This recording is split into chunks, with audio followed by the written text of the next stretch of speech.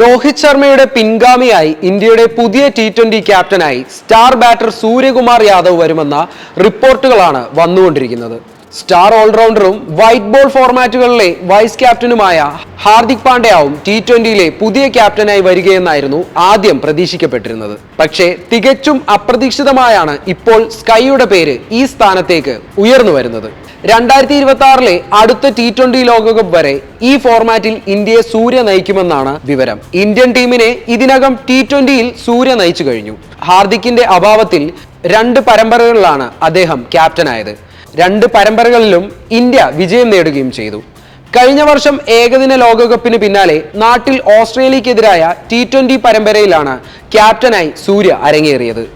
ഈ പരമ്പരയിൽ ഓസീസിനെ ഇന്ത്യ 4-1 കെട്ടുകെട്ടിക്കുകയും ചെയ്തു. അതിനുശേഷം ഡിസംബർ ജനുവരി മാസങ്ങളിലായി ഇന്ത്യൻ ടീം സൗത്ത് ആഫ്രിക്കയിൽ പര്യടനം നടത്തിയപ്പോൾ T20 ടീമിനെ നയിച്ചതും സൂര്യ തന്നെ. ഈ പരമ്പര 2-1 ഇന്ത്യ കൈക്കലാക്കിയിരുന്നു.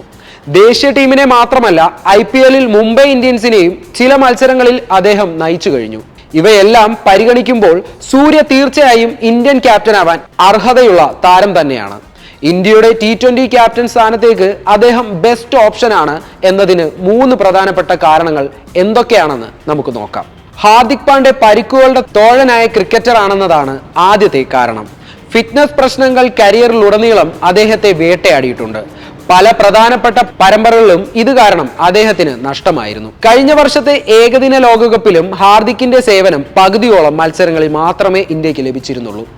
ബംഗ്ലാദേശുമായുള്ള ലീഗ് ഘട്ടത്തിലെ കളിക്കിടെ പരിക്കേറ്റ ഹാർദിക്കിന് ലോകകപ്പിലെ തുടർന്നുള്ള മത്സരങ്ങളിൽ നിന്നും പിന്മാറേണ്ടി വരികയായിരുന്നു. കൂടാതെ IPLൽ ഗുജറാത്ത് ടൈറ്റാൻസ് ക്യാപ്റ്റൻ ആയിരിക്കെയും പരിക്കുകൾ കാരണം അദ്ദേഹത്തിന് മത്സരങ്ങൾ നഷ്ടമായിട്ടുണ്ട്. മാത്രമല്ല ഫിറ്റ്നസ് പ്രശ്നങ്ങളെ തുടർന്ന് ഒരുപാട് മത്സരങ്ങളിൽ GDക്കായി ഹാർദിക് ബൗളും ചെയ്തിരുന്നില്ല. എന്നാൽ ഹാർദിക്കുമായി താരതമ്യം ചെയ്യുമ്പോൾ ഇത്തരം ഫിറ്റ്നസ് പ്രശ്നങ്ങളും സൂര്യയ്ക്ക് ഇല്ലെന്ന് കാണാം. പുതിയ ഇന്ത്യൻ കോച്ച് ഗൗതം ഗംഭീറുമായുള്ള മികച്ച ബന്ധമാണ് സൂര്യയെ ഫേവറേറ്റ് ആക്കുന്ന രണ്ടാമത്തെ കാരണം. നേരത്തെ IPLൽ ഗംഭീറിന്റെ ക്യാപ്റ്റൻസിയിൽ കൊൽക്കത്ത നൈറ്റ് റൈഡേഴ്സിനായി കളിച്ചിട്ടുള്ള താരമാണ് സ്കൈ. അദ്ദേഹത്തെ ഇന്നു കാണുന്ന സൂപ്പർ ബാറ്ററിലേക്ക് വളർത്തിയെടുത്തതിൽ ഗംഭീർ നിർണായക പങ്കുവഹിച്ചിട്ടുണ്ട്. സൂര്യയ്ക്ക് സ്കൈ എന്ന പേര് ആദ്യമായി നൽകിയതും ഗംഭീർ ആണെന്നതാണ് മറ്റൊരു കൗതുകകരമായ കാര്യം. ഗംഭീറുമായുള്ള ഈ സൗഹൃദം ഇന്ത്യൻ ക്യാപ്റ്റൻ എന്ന നിലയിൽ കസറാൻ സൂര്യയെ സഹായിക്കും. T20 ഫോർമാറ്റിൽ ഇന്ത്യൻ പ്ലേയിങ് 11ൽ എല്ലായ്പ്പോഴും സ്ഥാനമുറപ്പുള്ള താരമാണ് സൂര്യ എന്നതാണ് മൂന്നാമത്തെ കാരണം. T20യിൽ സൂര്യ ഇല്ലാത്ത ഒരു ടീമിനെ കുറിച്ച് ഇന്ത്യക്ക് ഇപ്പോൾ ചിന്തിക്കാൻ പോലും സാധിക്കില്ലെന്നാണ് യാഥാർത്ഥ്യം. അത്രമാത്രം ടീമിലെ അവിഭാജ്യ ഘടകമായി അദ്ദേഹം മാറിക്കഴിഞ്ഞു. മാത്രമല്ല ഏകദിനത്തിലും ടെസ്റ്റിലും സൂര്യ ഇനിയും സ്ഥാനം പിടിച്ചിട്ടില്ല.